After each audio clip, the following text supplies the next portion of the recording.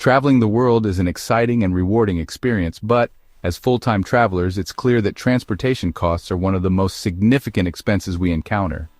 A single mistake in how we book travel, whether it's booking a flight, cruise, or any other form of transportation, can lead to major budget headaches that are tough to recover from. In this post, we'll share everything we've learned from our travel experiences, mistakes we've made, and lessons we've learned to help you avoid common costly pitfalls when booking your travel in 2025. When it comes to booking travel, there are two main categories we focus on: long-distance travel, getting from one destination to another, and local transportation, getting around within a city or region. Both have their unique challenges, and both have hidden costs that can throw off your budget if you're not careful. Let's dive into both categories and discuss the costly mistakes you should be aware of. Repositioning cruises are often marketed as a cheaper alternative to regular cruises. The idea is simple. Instead of taking a cruise for the purpose of vacationing, you're simply booking a cruise for the ship's repositioning, moving from one location to another. These repositioning cruises often involve long journeys with fewer shore excursions and are supposed to save travelers a considerable amount of money. The appeal is understandable. You might think, hey, I'm getting a long trip at a fraction of the cost, plus meals and accommodation are included. It all sounds like a great deal. However, as we learned, this deal isn't as great as it seems on the surface. For example, we came across an offer for a repositioning cruise from Lisbon to Buenos Aires, priced at just $859 per person. The deal seemed almost too good to pass up until we dug deeper. Once we factored in port fees, government charges, Wi-Fi costs, dining expenses for specialty restaurants, and any additional purchases like drinks or excursions, the total cost ballooned to over $2,400 per person. And that's before factoring in the need for internet access, which is non-negotiable for us since we do a lot of work while traveling. On cruises, Wi-Fi is notoriously expensive. For just basic internet, you might pay upwards of $500 for the duration of the cruise. And if you want to stream or use a VPN, you're looking at even more, upwards of $900. Suddenly, that cheap repositioning cruise doesn't seem like such a great deal, especially when you need to stay connected for work. These hidden costs are where the savings can evaporate. While repositioning cruises can still be a good option if you're not in a rush and you're looking for an extended journey with all the amenities bundled together, we recommend doing a lot of research before booking to ensure that the savings don't turn into a financial burden. When it comes to booking flights, we've often turned to economy or basic economy tickets to save money.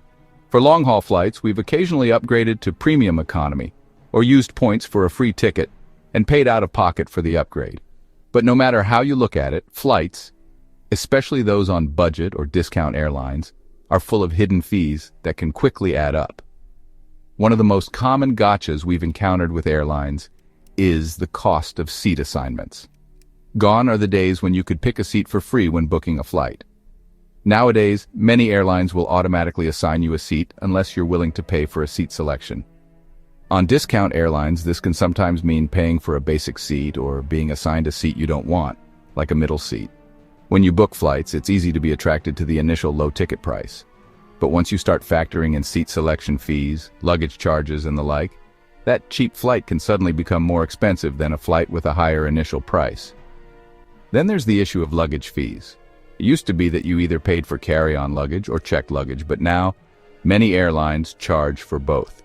If you're flying with a budget airline, expect to pay a premium for carry-on luggage, sometimes more than it would cost to check a bag. And when you're already trying to lower your travel costs, these additional charges are incredibly frustrating. In addition to these luggage fees, some airlines also charge for personal items, while you can usually bring a small bag that fits under the seat for free. Some airlines are introducing weight limits for these bags, which can lead to additional charges. We've seen cases where a 3-kilogram limit was imposed on personal items, and if your bag is over that weight, you'll end up paying extra fees. When booking flights, we often look for direct flights to save time and avoid complications. However, if you're booking a flight with multiple legs, especially one that involves connecting flights, you need to carefully consider the baggage fees for each leg. If the connection is between two different airlines, each might charge its own baggage fees, which can quickly add up. If a flight involves multiple stops, you also need to consider the time and hassle involved in each leg of the journey. Sometimes the savings on the ticket price can easily be outweighed by the added costs of baggage fees and seat reservations for each segment of the flight. We also avoid self-transfer flights whenever possible.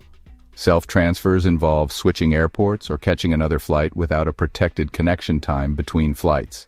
If the first flight is delayed or canceled, it can throw off your entire trip, leaving you stranded at the airport and scrambling to make alternative arrangements. In our experience, the savings on a self-transfer flight is often not worth the stress. If you're booking a flight with multiple stops or a self-transfer, make sure to thoroughly research the logistics and potential hidden fees before booking. Another costly mistake when booking travel is failing to do thorough research on an airline's reputation. We've had some unpleasant surprises with smaller airlines, especially in Southeast Asia. These airlines sometimes have poorly designed websites, long wait times, and less than ideal customer service, but the flights get you where you need to go. The real issue comes when things go wrong. For example, we once flew with Flybondi in Argentina, and we learned the hard way that they have a reputation for frequent cancellations. On one occasion, they canceled a flight without notifying us, and when we showed up to check on our flight, we were informed that it had been canceled. No reason was given, and no one reached out to us beforehand to let us know. This lack of communication and the unpredictability of the airline made it an extremely frustrating experience.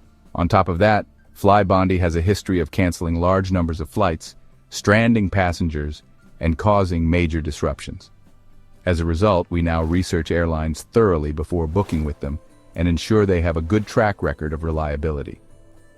While airplanes often get you from point A to point B quickly, trains are a great alternative when you're traveling within a region. We've found that trains, especially in Europe, are often a more convenient and affordable way to travel than flying.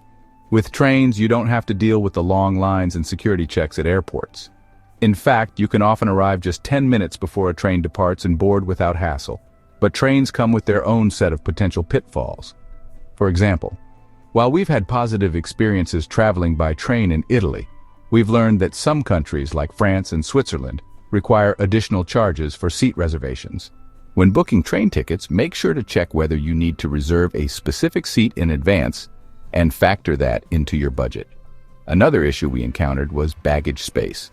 On smaller regional trains in Italy, for example, the overhead compartments were too small to fit our carry-on bags. This is a common issue with smaller trains, so it's important to check the size of the train's baggage compartments before you travel. However, trains are generally a better value than flying, especially for short to medium distance travel. The convenience and comfort they offer are often worth the extra costs. No matter how you choose to travel in 2025, the key to saving money and avoiding costly mistakes is thorough research and planning. Hidden fees, extra charges, and logistical complications can turn what initially seems like a great deal into an expensive headache. By carefully considering all aspects of your transportation options, whether you're booking a repositioning cruise, a budget flight, or a train journey, you can make informed decisions that keep your travel costs under control. Remember, booking travel isn't just about finding the lowest price, it's about understanding the full cost of the journey and avoiding those costly pitfalls that can ruin your travel budget. Plan ahead, do your research, and avoid these costly mistakes, and you'll be able to travel smarter in 2025 and beyond.